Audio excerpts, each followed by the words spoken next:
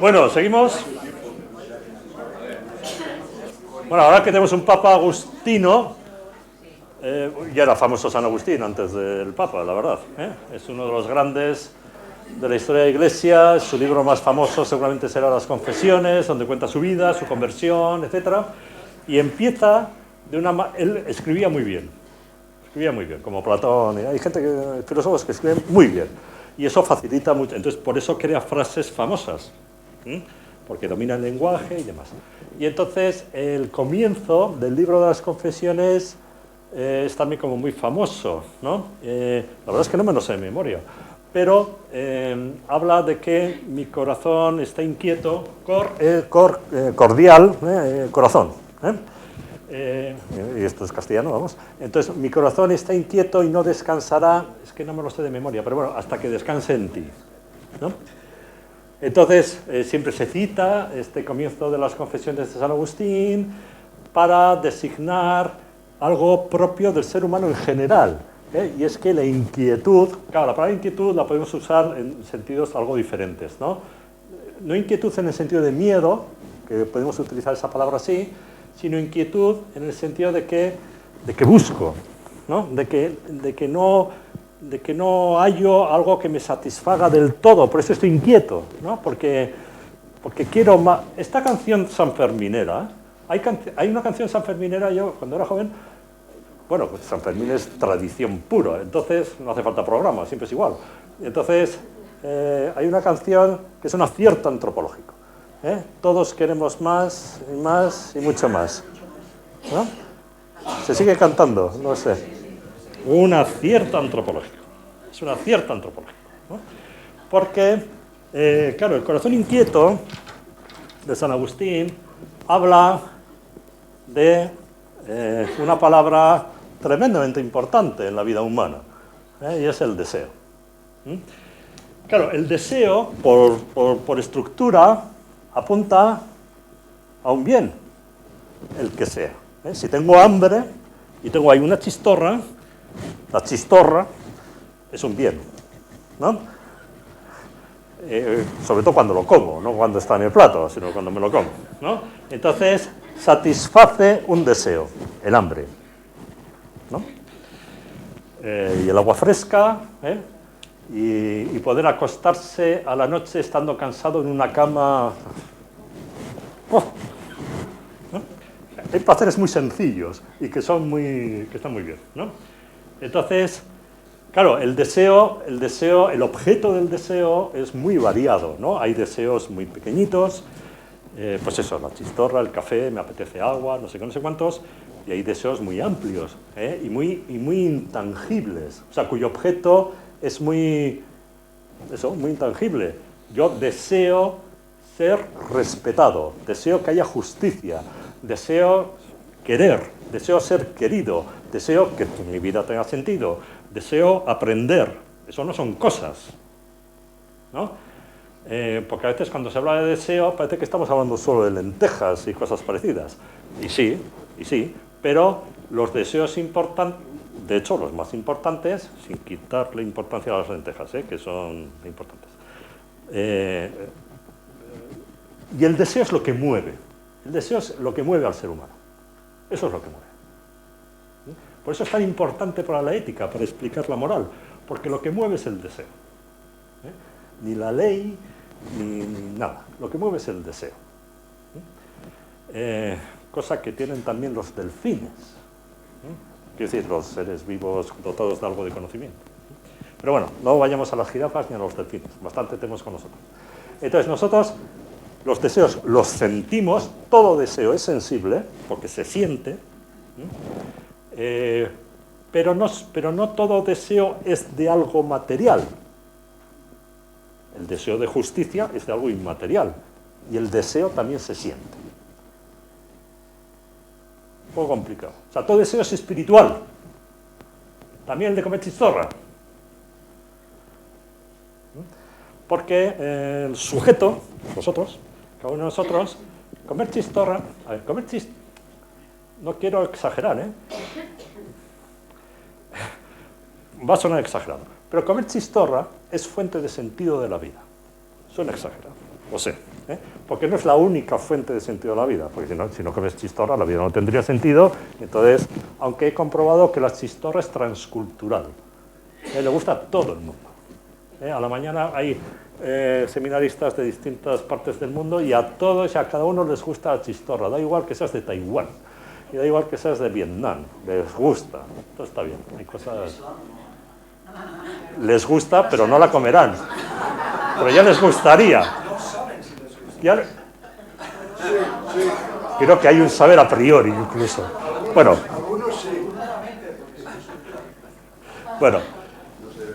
entonces, el deseo humano, el deseo es una dimensión fundamental de la vida. Hay un deseo, otro comienzo famoso es el comienzo de la metafísica de Aristóteles. Todo el mundo desea por naturaleza saber. Lo que sea, pero saber algo. Cuando nacemos somos ignorantes, que necesitamos saber para vivir. Entonces, deseamos saber. Eso es intangible. Entonces, los deseos movilizan, mueven y tienen por objeto, así genérico, en general, algo que para nosotros es un bien. Porque saber es un bien, es un tipo de bien. Es algo con lo que nuestra vida gana, si aprendemos, ¿no? Qué bien, y ahora es cuando viene la pregunta de San Agustín, en realidad, ¿no? O sea, qué bien satisface el deseo de manera total. ¿Hay alguno? Porque la canción de San Fermines, ahí está. No es una frivolidad esa canción. La cantamos en plan frívolo, tal, no sé qué, sí, vino, tal. Bien, eso sí, el contexto sí. Pero lo que dice la canción, no. Bueno, luego la estrofa, quien tiene... Luego sí, es bastante materialista la canción. Pero si nos quedamos solo con el estribillo, si nos quedamos con el estribillo, es un acierto, ¿no? Todos queremos más y mucho más. Podemos tener un nivel de vida, digamos, satisfactorio. Podemos decir que tenemos, digamos, una buena vida y que bien. Pero, es más, a veces nos dicen, espera, no me plantees nada, no vaya a ser que yo me lo plantee, ¿no? Y entonces me remueva un poco la cosa y tal. Pero en el fondo, o sea, ¿qué bien satisface una vida? Es una pregunta eterna, ¿no? La respuesta más o menos común es que no hay ninguno. No hay ninguno. O sea, hay bienes buenos, o sea, intrínsecamente buenos y legítimos que satisfacen y que dotan de sentido a la vida, pero la capacidad, permitidme el palabrejo, la capacidad desiderativa, la capacidad de desear del ser humano es inagotable. Entonces, nada satisface del todo, del todo. No es que, por eso decía San Agustín que mi corazón está inquieto hasta que no descanse en ti, porque claro, la respuesta de San Agustín es que lo único en lo que yo descansaré será en tu compañía. No porque aquí viva y sea esto un asco, que no lo es, ¿eh? Esta vida está muy bien, pero no es del todo... Entonces, hay como una... Es una cosa curiosa, porque hay como una distancia... Nosotros hemos empezado hoy hablando de la finitud, ¿no? Que si profundizásemos en la finitud, igual nos íbamos aquí pesimistas a casa, porque ciertamente los límites de la vida son muchos. Somos finitos. Y a la vez, deseamos algo, tú has dicho antes infinito, deseamos algo inagotable. Deseamos algo que no comprendemos bien su medida. O sea, ¿cómo seremos? Que nada finito nos satisface, siendo finitos. Este silencio retórico es para que pensemos la tesis. ¿Cómo seremos? Repito la pregunta. El tema no es que somos finitos, somos infinitos. No, finitos somos. Ya, luego digo una cosa de esto. Entonces, que algo que solo nos satisface algo no finito. Somos especiales. Por eso somos diferentes a las jirafas. De otras cosas. Y al final, por eso, solo nosotros somos religiosos y no las jirafas. No, has dicho tú en el libro de las confesiones que siempre queremos más y más, pero que luego has dicho, mi corazón no descansa hasta que estés en mí. En ti, que se dirige a Dios. O sea, la frase está dirigida a Dios. Está dirigida a Dios. Entonces, otro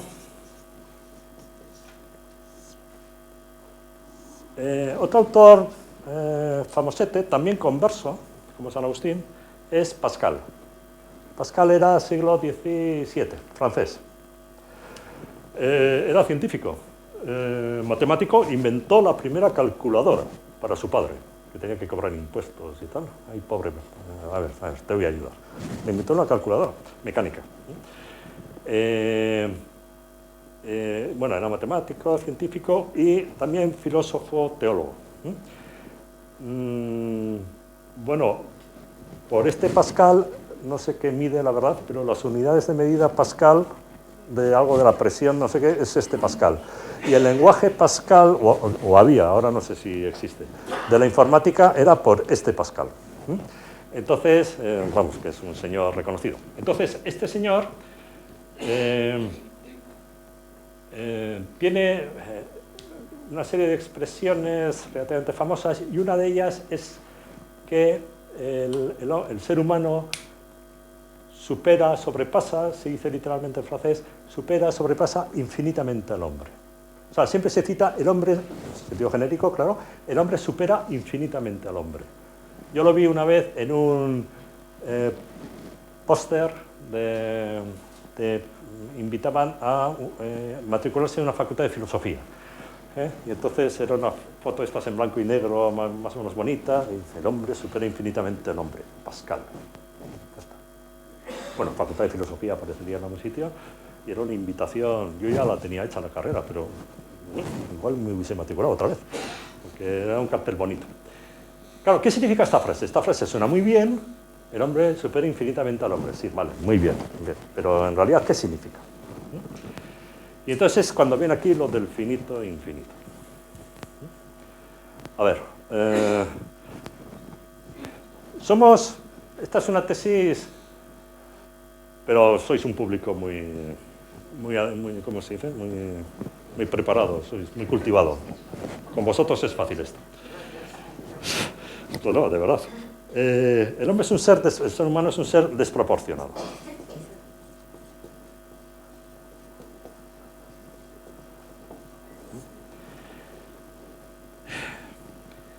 Somos una síntesis peculiar de finitud e infinitud. Me explico, intento. Lo más claro es desde el conocimiento. A ver, somos finitos, es lo primero que hemos dicho casi, ¿no? Somos finitos. Y una faceta en la que se ve muchas, ¿no? Pero bueno, una faceta en la que se ve la finitud es que nuestro conocimiento, el conocimiento de las cosas, del mundo, de la realidad, y cuando nos ponemos abstractos como hoy, puede ser más difícil todavía, ¿no? O sea, que el conocimiento está muy, ¿cómo se dice? Muy condicionado por nuestra situación particular. Todos tenemos la edad que tenemos, todos tenemos el bagaje cultural que tengamos, todos tenemos las convicciones que tengamos, las expectativas de vida que tengamos, la biografía. Bien, todos somos diferentes. Tendremos muchas cosas en común entre nosotros, pero a su vez somos diferentes, ¿no? Nuestros niveles de saber en determinadas facetas del saber son diferentes. Tú sabes mucho de esto y poco de esto, y yo sé mucho de esto que tú sabes poco, tal, no sé qué. Y luego las experiencias de la vida, etcétera, etcétera. Entonces, nuestro conocimiento de la vida, de este mismo tema que estamos hablando aquí hoy, está muy condicionado por la situación individual de cada uno, ¿no? Entonces, conocemos en perspectiva. La noción de perspectiva es visual, ¿no? Todos ver con los ojos, todos vemos lo que vemos desde nuestra situación, la que tengamos. ¿no? Entonces yo veo esta silla de frente y vosotros la veis desde atrás, ¿no? O desde al lado, etc. Entonces, sí, es que es literal. Literalmente cada uno está en el centro del mundo, en el sentido de que, y del universo, de la realidad, porque uno ve las cosas desde su situación. Pero no solamente es una cuestión visual, que es la primera, no solamente es una cuestión espacial, que esa es como muy evidente. Aquí el único que ve esta silla de frente soy yo. Vosotros la veis desde otro lado. Vale. Pero es que en el mundo más allá de lo visual, en el mundo más abstracto, de estas cosas que estamos hablando, por no hablar, que no vamos a hablar, de política, que es muy divertido en realidad hablar de política, pero, o sea, como que las visiones sobre qué sea una sociedad justa son muy diferentes, porque es muy difícil también de plasmarlo bien, ¿no? de idearlo bien. Entonces, claro, en todas aquellas facetas de la vida, del saber, que afecten mucho a la vida humana, el juicio personal tiene mucha importancia, ¿no? Y la posición personal tiene mucha importancia. O sea, a mí que el electrón tenga carga negativa o tenga carga positiva, hombre, mejor que tenga la que tenga que tener, porque si no el universo sería otra cosa, ¿no? Pero a mí ni me va ni me viene. Entonces, si tú me dices que tiene carga negativa, pues muy bien, pues ya está, ¿no? Y rodea el núcleo y no sé qué. Pues si las cosas son así, pues son así. Pero eso no va a hacer que yo decida que esta tarde haga aquello o lo otro, ¿no? O con mi vida haga aquello o lo otro, ¿no? O sea, hay cosas que interpelan, afectan poco. Siendo importantes, en realidad afectan poco. Pero hay muchas otras cuestiones que sí que afectan realmente a la vida, al sentido de la libertad, de la justicia, de nuestra imagen del ser humano, etcétera, etcétera, ¿no? Entonces, claro, ahí la actitud que cada uno de nosotros adopte respecto de esto es muy importante. Es muy importante. Entonces hay cosas que nos importan. Entonces hay muchos temas morales debatidos que nos importan. Hay muchos temas políticos debatidos que nos importan. Incluso hasta cuestiones de gusto relativas al arte y tal, pero bueno, eso lo dejo. Y el factor religioso, hay mucha indiferencia, decíamos antes, con lo cual parece que no importa mucho, pero en el fondo, si uno se lo plantea en serio, la cuestión de la espiritualidad que hemos hablado, etcétera, debería importar, porque es qué dirección le doy a mi vida, ¿no? Entonces, el planteamiento mismo de los problemas está muy, y la comprensión de los mismos está muy influida, muy determinada por nuestra posición, que está, a su vez, muy definida por muchos factores diferentes, ¿no? Que puede ser que incluso hoy haya dormido mal, esté cansado y ya no hay quien te aguante, y mañana sí, a veces es algo tan coyuntural como eso. Pero de manera más general, ¿sí? Entonces, claro, tú ves las cosas a tu manera, yo veo las cosas a mi manera, etcétera, etcétera, ¿no? Pero no solamente es lo visual, que eso es lo primero, lo evidente, sino todo, ¿no? Entonces, conocemos un poco en perspectiva. Pero claro, aquí es donde el truco está aquí. Bueno, el truco no, el núcleo de la cosa está aquí. Nosotros conocemos en perspectiva, estamos de acuerdo, ¿no? Entonces, nosotros conocemos en perspectiva y sabemos que conocemos en perspectiva.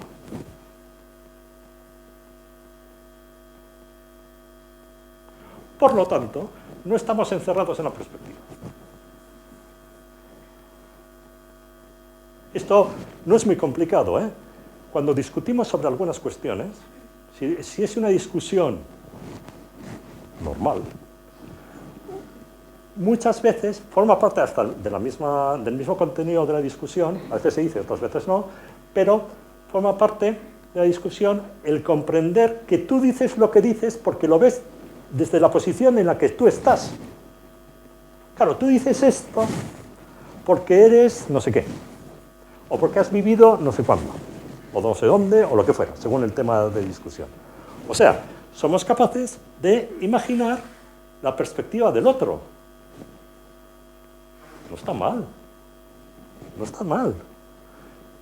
Ya estaría bien. En política, públicamente en política no pasa esto. Y debería poder pasar. Pero puertas adentro no sé cómo lo hacen, pero puertas afuera no pasa esto. Es una pena. Pero nosotros, en las discusiones habituales, claro, si nos enfadamos, si nos encelamos y tal, vale, bien, vale, hay un momento en que yo no veo nada, vale, de acuerdo. Pero si no estamos del todo enfadados, podemos trascender nuestro punto de vista. O sea, somos capaces de verdad.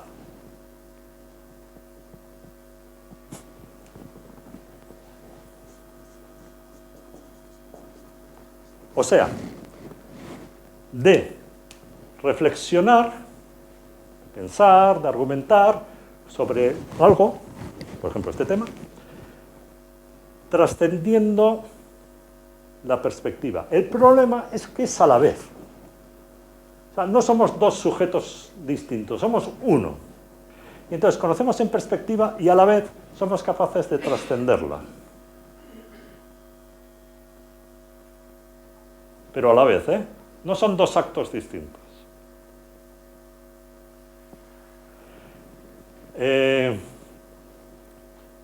Somos un sujeto, porque seguimos siendo finitos, pero la metáfora que se suele utilizar, nuestra apertura al mundo, a la realidad, a los demás, etc., nuestra apertura, y digo la palabra sabiendas, es ilimitada. La apertura, es ilimitada. No es que seamos infinitos en actos, porque infinito en actos solo es Dios. Pero, entonces no somos infinitos, pero en nosotros hay dimensiones de infinitud.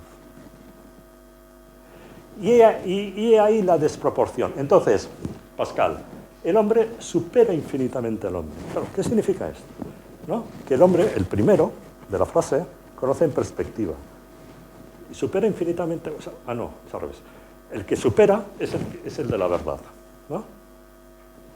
Y el segundo es el de la perspectiva. Bueno, es una manera retórica, literaria, de expresar una idea, porque claro, literalmente eso no se entiende, la frase de Pascal. Pero ciertamente es expresiva si se entiende a qué hombre nos estamos refiriendo cada vez que lo nombramos, ¿no? Y más o menos va por ahí. Nosotros, todos tenemos un carácter, el que tengamos. O sea, el carácter tiene como base, una base genética, que normalmente se le llama temperamento.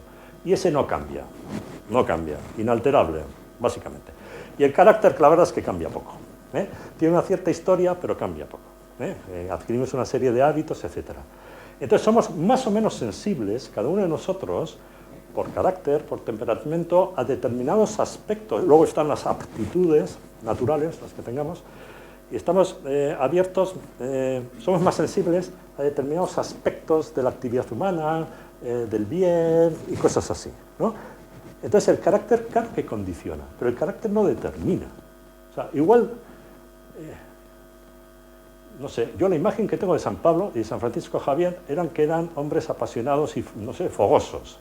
Bueno, claro, con un cierto carácter, no sé, psicológicamente, ¿cómo se dice? Primario, de apertura, es que hay una palabra que no me sale, bueno, da igual, ya me entendéis.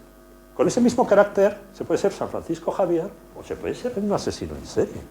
O sea, bueno, asesino en serie igual es que ya ha perdido la chaveta. Se puede ser cruel con quien sea, ¿no? O sea, el carácter es que es una frase, es un tópico, ¿no? Es que mi hijo, cuando en las discusiones con el colegio, ¿no? Es que mi hijo es así. Bueno, a ver, vamos a ver. Su hijo es así hasta cierto punto. Se trata de educar el carácter. Precisamente de lo que se trata es de eso. No necesariamente estamos abocados a obrar de una determinada manera. O sea, no me quiero meter ahora en el tema educativo, sino que lo que quiero decir es que hay un polo, una faceta de finitud marcada por el carácter, que nos hace sensibles a determinados aspectos del bien, pero a la vez todos y cada uno, salvo enfermedades que las puede haber, pero todos y cada uno somos capaces de una cierta objetividad, ¿no? Entonces, en el plano, digamos, más ligado a la acción, también hay una desproporción, ¿no? O sea, tenemos una naturaleza peculiar, ¿sí? Muy ligada a que somos seres racionales y demás, ¿no? Y entonces, somos eso, seres desproporción, en los que habita una desproporción, abiertos a la infinitud, etc., ¿no? Solo así, bueno, esta es una explicación, igual se pueden dar otras, pero el deseo, la desproporción, solo así se entiende que el ser humano pueda ser religioso. Por eso las jirafas no lo son, porque no son capaces de Dios. Esta expresión no me la invento yo, esta expresión es más vieja que Matusalén. De hecho, solamente lo cito para quien tenga esa referencia. O sea, la primera palabra del catecismo, o sea, uno habla del catecismo y la primera palabra, más allá de las introducciones y demás, es el deseo, la palabra es el deseo, ¿no? El ser humano tiene deseo de Dios. Cuando San Agustín habla de esa inquietud, dice que, claro, Dios es aquel bien que satisface el deseo. Claro, esa es una lectura hecha desde la fe. O sea, ¿qué bien satisface en plenitud el deseo fontal más hondo del ser humano? ¿No? Dios mismo. No para estar a solas con Dios y tal, o sea, vamos a estar luego con todos los demás, pero entonces por eso desde la fe se dice, ese deseo es deseo de Dios, ¿no? Lo sepas o no. O sea, la tesis de fe cristiana es fuerte. Lo reconozcas o no, hay un deseo de Dios latente en todos. También en el ateo y también en el budista. En todos.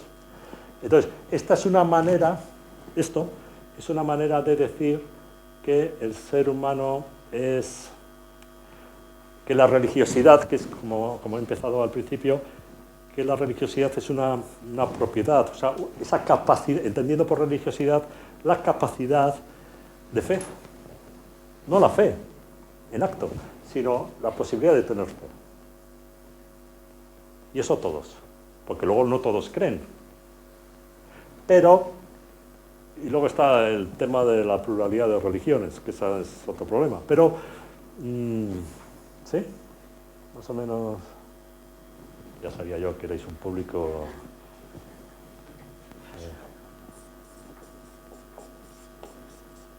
anti. Esto hacía referencia a un fundamento, ¿no? Bueno, y hace una referencia a veces polémica al poder. Y llegado a esto está bueno, y luego está la finitud. Bueno, y dimensiones de infinito, ¿no?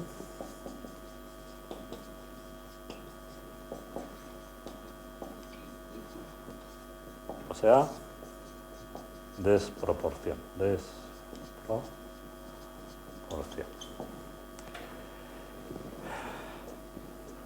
Bueno, ya hemos hablado del sentido, bueno, he invertido, cambiado el orden, pero bueno, el sentido, y esto nos lleva a la espiritualidad así en general, ¿no? Estoicos y compañía. Bueno, otra manera, hay otra palabra que ha salido aquí, de hecho ha salido aquí. Sí, ¿no? Sí.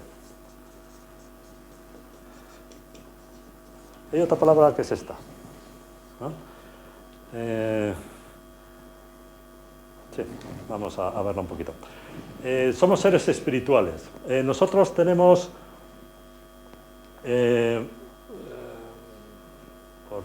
por la fe y por nuestra, sí, también por la cultura, tenemos bastante arraigada la idea de que, bueno, luego hay muchas palabras, hay varias palabras, ¿no? Pero el alma da problemas, la palabra da un poco problemas y no quiero ahora esos problemas. Somos seres espirituales. Me gustaría detenerme un poquito en qué significa esa palabra, porque la palabra la utilizamos, pero no sé muy bien, yo creo que la utilizamos bien, pero no sé muy bien si sabemos responder, en realidad, a la pregunta de qué estamos hablando. Es una cosa un poco rara, ¿no? Bueno, rara para mí, porque, pero, claro, ¿qué es eso del espíritu? Cuerpo y espíritu. Ahora no tienes voz. Que dice que la vida es la cárcel del alma. Eso yo es lo que veo, si no, no puedo hablar. Que el cuerpo es la cárcel del alma. El cuerpo, bueno, el cuerpo, la vida, estamos en la vida, es la cárcel del alma. Sí, o sea, que sí. te liberas cuando vas a la otra vida. Sí, eso viene de Platón. Sí, sí, eso es muy viejo, sí.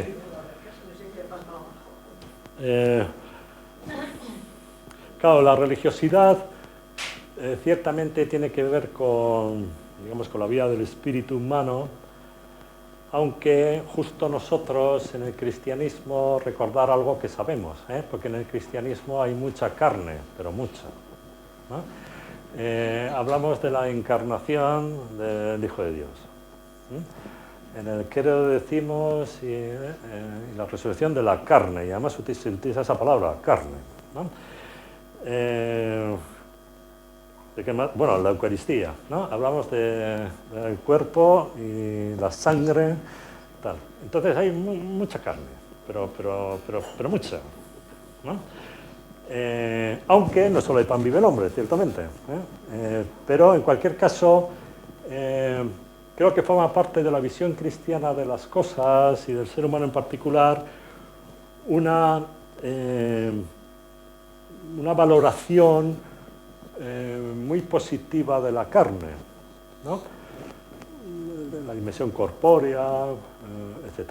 Y además, claro, nuestra fe incluye la idea eso, de la resurrección de la carne, por lo tanto, como que el cuerpo o la dimensión corpórea es bueno, esencial, ¿no? Y buena y positiva.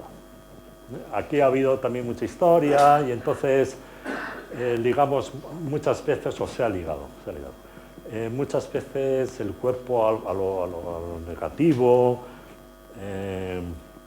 al pecado, pero yo recuerdo lo de antes, el sujeto del deseo soy yo, y el sujeto y todo deseo de hecho es espiritual. Bueno, no tenía que haber dicho esto, lo digo luego.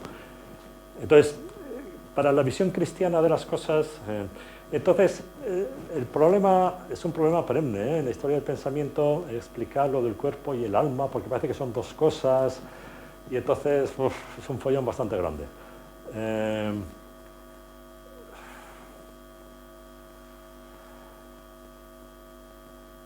¿Quién tiene frío cuando tenemos frío?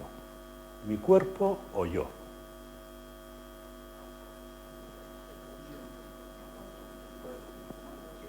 Yo.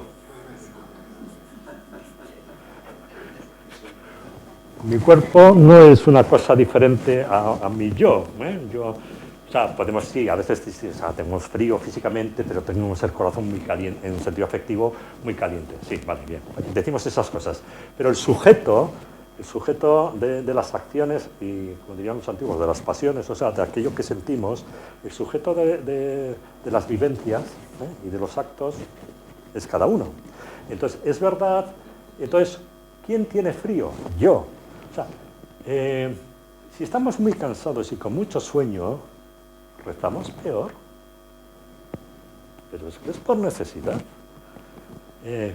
O sea, rezar no es que sea un acto espiritual separado del cuerpo, porque si me muero de sueño, me duermo y ya está. Y al revés, si estoy con mi atención, si estoy divertido en el sentido de que mi atención está puesta en aquello que estoy viviendo, pues no me entra sueño. No me entra el sueño. Bueno, al final te entrará. Pero, entonces, el sujeto de las acciones, de las vivencias, soy yo, o sea, es cada uno de nosotros, ¿no? Y hay actos que son como muy físicos, pues comer, una chistorra de abajo, ¿no? Vale, es un acto físico, pero es un acto humano. De hecho, comer una chistorra es más que ingerir un alimento. Porque si te sabe bien, vuelvo a lo de antes, si te sabe bien la chistorra, no voy a exagerar como antes, pero, hombre, le da un cierto sentido a la vida. Un poquito sí, es un ingrediente. O sea, puedo comer, puedo permitirme el hecho de comer, y además de comer algo rico, y en compañía, y en buena compañía. Eso es muy espiritual. Cosa que sin chistorra igual no se da. Guadalupe se ha ido. Está bien organizado. Tiene que haber café, con leche, chistorra, bien, lo que fuera, ¿no? Está bien. Entonces, comer chistorra, hasta comer chistorra... comer, es que el comer es una actividad muy básica y sirve para esto muy bien, ¿no? Comer. A veces, ¿para qué sirve comer? ¿No? Para alimentarse. Pero hacemos cosas muy raras. Bueno, raras no. Hacemos cosas... Con el comer hacemos cosas con un sentido... Organizamos banquetes. Organizamos comidas especiales. Por Navidad o por el cumpleaños o por la razón que sea. La finalidad, que es alimentarse, ¿para qué quiere un pastel? No hace falta. Para alimentarse. Es más, hasta puede ser perjudicial para no sé qué cosas, no sé qué niveles. Pero bueno, vamos a sacar un buen, si lo tenemos, si nos gusta y tal, y podemos, ¿no? Vamos a sacar esta botella de vino que es mejor.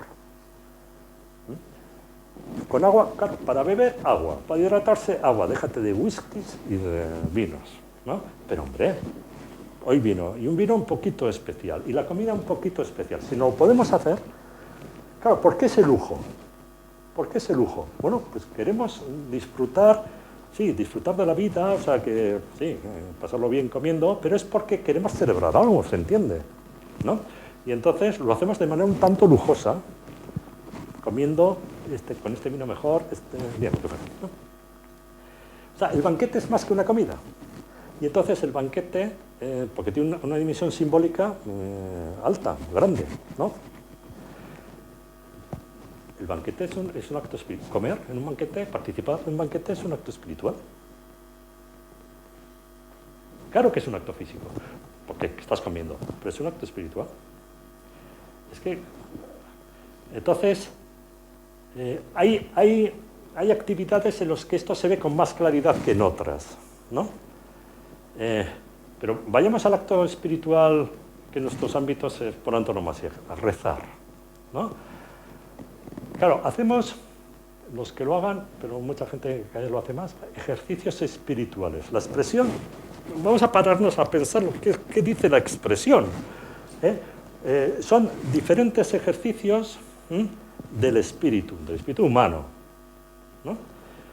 Claro, que hay un ejercicio del espíritu humano puede ser leer e imaginar lo que los evangelios dicen. A veces San Ignacio también imagina la situación. Imagínate además que tú eres un espectador. Imaginar es un acto del espíritu y eso es un ejercicio del espíritu. Recordar, hacer memoria de tu vida a la luz del sentido del texto, del evangelio, etc., es un ejercicio del espíritu, ¿no? Recordar, imaginar, reflexionar, sopesar, meditar, todo eso son ejercicios espirituales, o sea, del espíritu humano, que se pueden hacer en sentido, digamos, laico, estoicos, o en sentido teologal, religioso, ejercicios espirituales tal como nosotros los entendemos. Vale. Pero claro, ¿quién es el sujeto que realiza esos ejercicios espirituales? Vuelvo a lo mismo, yo. Y entonces hacemos cosas, o sea, nos disponemos físicamente para hacer esos ejercicios.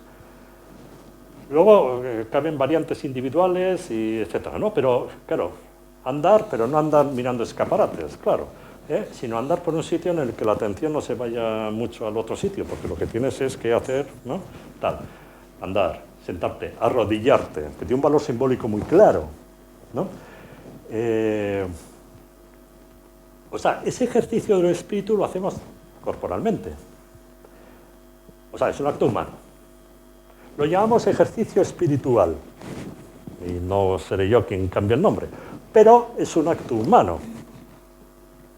¿Predomina el espíritu? Sí. Pero había alguno que decía, en los ejercicios espirituales hay que comer bien. Porque no puede ser fuente de distracción y hay que dormir bien. Porque no puede ser fuente de distracción el hambre y tal, a no ser que sea un ejercicio del espíritu no comer. O sea, ayunar. Pero no por una cuestión física, que también lo podemos hacer, ¿no? Ayuno porque engorda mucho, pues yo qué sé, por la razón médica que sea. No, ayunar en sentido clásico, vamos, ¿no? Del ayuno y abstinencia y estas cosas. Bueno, pues ayunar, que es, por cierto, un acto religioso presente en casi todas las religiones, ayunar es un acto espiritual. Díselo a los del Ramadán, que no comen ni beben ni otras cosas hasta que, ¿no? Durante el día. Claro, luego empiezan y, claro, tienen un hambre que ¿para qué? Pero ayunar es un acto del espíritu, porque se supone que eso dispone mejor para ser oyente de la palabra, realmente, ¿no? Entonces, somos seres espirituales y no es muy difícil. Entonces, hablamos recogiendo lo de antes, ¿no? Deseamos cosas de naturaleza intangible. Nos planteamos el problema del sentido. Bueno, todo es espiritual. Todo es espiritual. Y entonces, no creo que sea tan difícil, y vuelvo a lo de antes, ¿no? No solo el pan vive el hombre, porque necesitamos verdad. La verdad es una necesidad humana. Y entonces, hay una dimensión, eso, espiritual. Y solo será religiosa una persona que sea espiritual. O sea, espiritual en el sentido ahora de que seamos humanos, vamos. Luego llamamos una persona es muy espiritual, decimos, porque cultiva mucho la vida del espíritu. Eso también lo decimos así, es una persona muy espiritual. Este no, este es muy materialista, y este es muy no sé qué. Sí, porque luego, claro, cultivamos más unas facetas que otras, ¿no? Entonces, claro, la religión tiene como condición de posibilidad, bueno, la naturaleza humana, la desproporción, todas estas cosas que hemos visto, y ciertamente que seamos seres espirituales. No voy a hablar. Unido a esto, ha salido, Esta es la sesión de las grandes palabras, ¿no? Otra enorme palabra es libertad. Es una propiedad también, una característica humana, somos libres. Más o menos libres, este tema también es complejo, amplio, pero bueno, bien. Somos limitadamente libres, por cierto. Infinitamente libres, Dios. Libre, Dios. Nosotros finitamente libres. Y además somos libres de manera creciente y decreciente. O sea, podemos aprender, bueno, depende también de condiciones sociales, claro, pero podemos aprender o podemos ganar en libertad y también la podemos perder. En libertad, digamos, interior, disponer de nosotros mismos, cosas así, ¿no? Más o menos. Entonces, claro, somos libres y tenemos que aprender, por cierto, a ser libres y a ejercer nuestra libertad, y es uno de los grandes objetos del deseo humano. Todo el mundo, todos queremos ser libres, ¿no? O queremos vivir en situación social, familiar, bien, lo que sea, siendo libres. Para ser libres nos libertó Cristo, ¿no? Dice San Pablo. Con lo cual es una cuestión mayor. Claro, aquí no podemos entrar ahora aquello que obstaculiza, que niega la libertad. Claro, en esa frase de San Pablo tan fuerte está la potencia o el poder del pecado que afecta a la libertad, ¿no? Y entonces, claro, lo contrario sería la gracia, ¿no? Donde abundó el pecado, sobreabundó la gracia, y la gracia es la plenitud de la libertad. Pero bueno, se lo dejo a los teólogos. Somos libres. La libertad tiene una dimensión teologal que tendría que ver con todo esto del pecado, la gracia, etcétera, y la relación con Dios y demás. Ahora no me puedo meter ahí. Y tiene una dimensión fundamentalmente moral. No quiero ser moralista, no quiero que esto suene a que normas, yo, cuantas menos mejor. Porque a la persona, bueno, es un rollo esto las normas, pero son necesarias, las normas morales. No me quiero meter en ese berenjenal. La libertad es algo, tiene que ver con la disposición que hacemos de nuestra vida. O sea, donde más se manifiesta la libertad es en la capacidad de elegir. Entonces, si nosotros podemos y sabemos, que no es tan fácil, elegir, entonces somos plenamente libres. O somos libres, ¿no? O ejercemos la libertad. Claro, la libertad es el saber ser libre, está muy unido a la idea que tengamos sobre las cosas. Y entonces vamos generando actitudes. Ser libre es poder disponer de uno mismo, ¿no? Hacer lo que elegir y hacer lo que uno ha elegido. Bien, aquí hay muchas variables y muchas... Bueno. Pascal, el bueno de Pascal, el de antes, el de la desproporción, el mismo, criticaba a sus contemporáneos, bueno, a un segmento social de sus contemporáneos, porque les acusaba de estar, digamos, distraídos. Él hablaba de una actitud frívola, de divertimento. Les decía a ellos, no a toda la sociedad, a una parte, les decía, estáis todo el día, estamos en el siglo XVII, todo el día tocando el laúd, bailando, bien, pues ya está. Al final, con variantes es lo mismo. Estáis todo el día divertidos, o sea, fuera de vosotros mismos. Claro, el ser humano es oyente de la palabra, es un ser desproporcionado, habitado por un deseo inagotable, capaz de verdad, todas estas cosas tan bonitas que estamos diciendo. Pero luego vivimos como vivimos. Y entonces decía, estáis distraídos. No es que tocar el laúd y bailar esté mal, es que esa es vuestra actitud de vida. Y entonces con una actitud de vida, de estar divertidos fuera de vosotros mismos, no sois capaces de tomar vuestra vida a vuestro cargo. No lo sabéis, pero no sois tan libres como creéis. Y no os planteáis las cosas en serio como hay que planteárselas, ¿no? Entonces hay actitudes que favorecen o dificultan esa apertura que nos define, ¿no? Entonces sí, el ser humano es oyente de la palabra, es capaz de Dios, de verdad, etcétera, etcétera. Pero las actitudes, y luego hay más cosas, ¿no?, sociales y culturales, pero bueno, las actitudes favorecen o dificultan esa apertura que nos define. Porque si no todos, claro, entonces la dimensión religiosa tal vez sea la dimensión, bueno, seguro, que más afecta a la libertad, que más nos importa. Antes decíamos lo del electrón. El electrón que tenga carga negativa o positiva, existencialmente a mí ni me va ni me viene.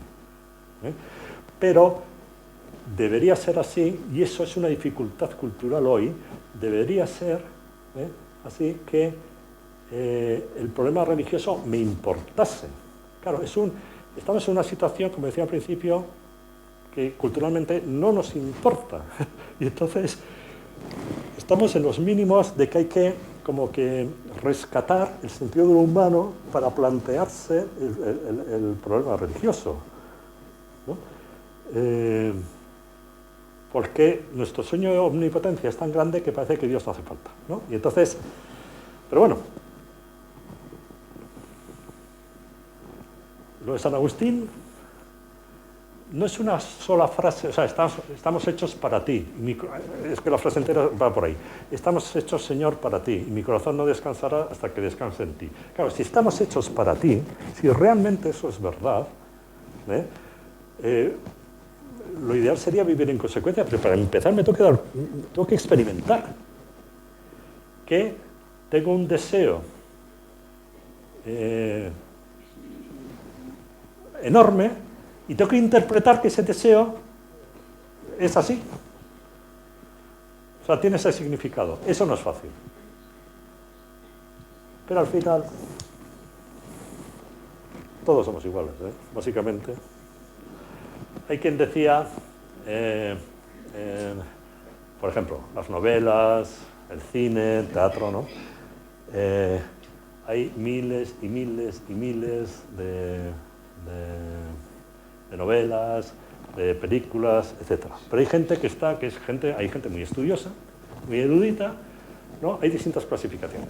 Pero hay gente que dice, bueno, en el fondo, los argumentos de las novelas y del cine se pueden reducir a 8. Bueno, unos te dicen 8, otros 16 y otros 6. Da un poco igual. En el fondo, todos son variantes de lo mismo. Chico conoce chica, traición, etcétera. Bueno, el dinero, ¿no? El dinero, los bienes, etcétera. La búsqueda de un tesoro y no sé cuántas. Hay así. En estructura no hay tantos argumentos. Luego hay muchas variaciones con estos argumentos. Entonces, claro, no te aburres. O sea, no ves siempre la misma película. Pero bueno, básicamente los poemas son los mismos. Y una vez leí, solo que luego lo busqué y no lo encontré, pero los leí. El cuento de la lechera, que va con el cántaro al mercado y es rica y se va a comprar un palacio, tiene sus variantes en otras culturas y en vez de leche y mujer es hombre y lleva trigo. Pero la estructura es la misma. Voy a vender el trigo y cuando venda el trigo ganaré tal y con eso compraré tal y no sé qué, no sé cuántos. Quiere decir que los cuentos tradicionales, en estructura también son parecidos. Muchos. Claro, ¿por qué? Pues porque al final nuestros afanes y lo que somos, pues todos somos iguales. Y a todos nos importa el bolero. Era un bolero, ¿no? No sé. 3 cosas hay en la vida: salud, dinero y amor. Pues, chico, tampoco está nada mal esa canción. Igual hay que añadir alguna cosa más, pero ciertamente la salud nos preocupa, el dinero por lo menos un mínimo, y el amor, por supuesto, ¿no? Alguna cosa más igual, pero si al final todos somos iguales. Por lo tanto, en el fondo, por lo tanto... Has dejado sin decir lo de la fe. O sea, al final hay libertad, hay justicia, hay de todo. ¿Pero por qué? Porque hay fe. Y la fe, o sea, hay libertad, ¿no? Porque alguna vez no hubo, y hay esa fe de que va a haber libertad. Igual la tienes tú, pero esa fe, ¿de dónde viene también? Es que quiero que toques la fe, porque no nos has dicho, has dejado ahí sí. Vale, no, tienes razón.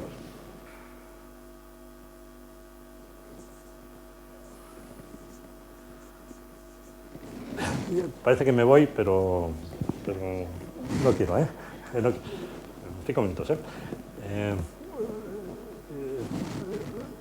Somos seres racionales y somos seres dotados de lenguaje y entonces utilizamos signos. La verdad es que también otras especies animales, pero bueno, no nos vamos a meter ahora en eso. Entonces, claro, nosotros utilizamos signos de una manera como muy explícita, ¿no? Entonces, ¿qué es un signo? Un signo es una realidad, la que sea, tiene mucha fama el lenguaje mismo, ¿no? Las palabras, pero eso también es un signo, ¿no? Bueno, todo, casi todo de aquí, ¿no? Podría tener carácter de signo. O sea, es una realidad estrictamente lingüística, verbal, o cosa, o colores, etcétera, ¿no? que tiene un significado, que remite a otra cosa, ¿no? Entonces, las palabras contienen un significado y esa es su referencia, por eso son signos, ¿no? Y, bueno, el crucifijo o este icono son signos de lo cristiano, del cristianismo, etc. Entonces, nosotros comprendemos los signos. Bueno, sí, no, a veces no, siempre, pero utilizamos los signos. Unida al concepto de signo es el concepto de mediación. Ahora no sé cómo es la cosa, pero antes, por lo menos en el teatro, tal como lo contaban, ¿no? Cuando va un embajador, vamos a ponernos en antes, cuando iba un embajador a presentar las credenciales ante el rey de turno, la persona del embajador representaba al otro rey, ¿no? tenía una embajada. Vete, una misión, vete. Entonces, en su persona, la persona del embajador está representada, no solamente el rey, bueno, cuando era monarquía absoluta era el rey, pero sino el país, ¿no? El embajador representa al país ante... Bien. Entonces, y el embajador tenía una embajada y por lo tanto llevaba una carta, no sé cuántos, y hacía de mediación entre un rey y el otro, ¿no? De alguna manera, el mismo embajador o la misma institución de la embajadura, ¿cómo se llama? Sí, me sonaba raro.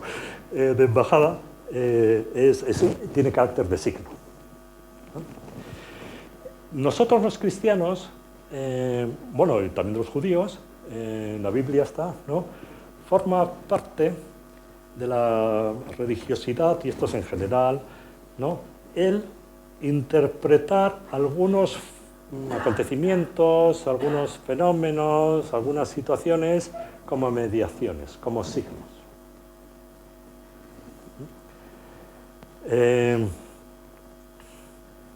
Claro, el valor de ahí del signo es que remite a algo, ¿no? Para leer, porque es una lectura, para leer un signo, entonces la fe, que es tanto una gracia, un don, ¿no? Como una decisión, las dos, ¿no? Una síntesis de las dos. La fe es una manera, o sea, es muchas cosas, pero una de ellas es una manera de interpretar algunas realidades como signos o mediaciones de Dios, o sea, como palabra de Dios. O sea, la palabra de Dios no solamente es la Biblia, que lo es, la palabra de Dios, sino que la historia, los acontecimientos, las personas, los encuentros, pueden ser mediaciones de Dios. Claro, para leer algo como mediación de Dios hay que tener una clave de lectura, y esa clave de lectura es la fe. Claro, es un poco circular, porque para quien no tenga fe, el mismo acontecimiento no lo ve como palabra de Dios, y para el que tenga fe, sí. Claro, por eso tenemos el problema que tenemos. Bueno, no es por eso, no tengo ningún problema por eso, me he dicho mal. Quiere decir que hay una diferencia muy grande, entonces a veces no nos entendemos bien, ¿no? Y nosotros también hemos tenido que aprender, o tenemos que seguir aprendiendo, a leer los acontecimientos como palabra de Dios, para mí, además, o para la Iglesia, o para tal, ¿no? Entonces, el concepto de Cristo es el mediador por excelencia, entonces el concepto de mediación es un concepto central, pero hace falta una clave de interpretación, ¿sí? Que es la fe. Claro, la fe es una clave de lectura, y la fe conlleva también un descanso, que es muy fácil de decir y más difícil de vivir, ¿no? Una confianza en que Dios guía la historia en general y la mía en particular.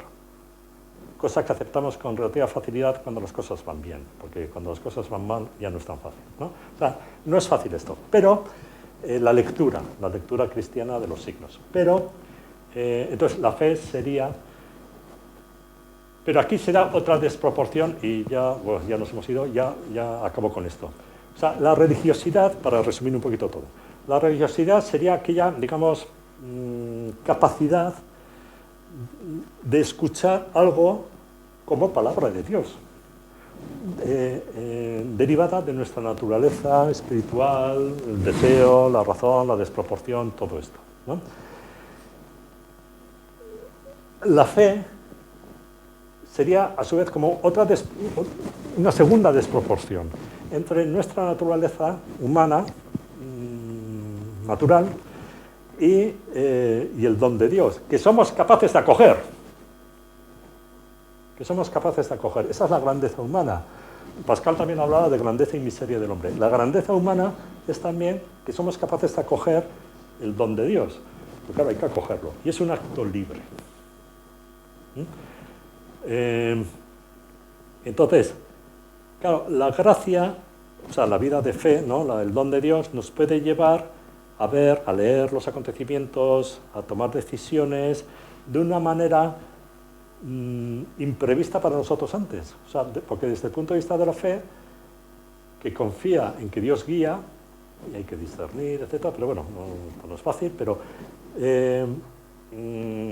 nos conduce. O sea, tenemos una guía, y para eso hace falta descansar, o sea, tener confianza. Todo esto es muy bonito, esto es precioso, más difícil de vivir, ¿no? Pero va por ahí. Entonces, la fe sería, la posibilidad de la fe está arraigada, o sea, está posibilitada porque nuestra naturaleza es religiosa, o sea, está abierta a lo religioso, a la relación con Dios. Pero la fe, a su vez, es una especie de desproporción, te lleva por un camino, o sea, va más allá de las posibilidades humanas, naturales humanas. Porque es don de Dios, vamos. Bueno, con esta palabra tan bonita, gracias por vuestra atención.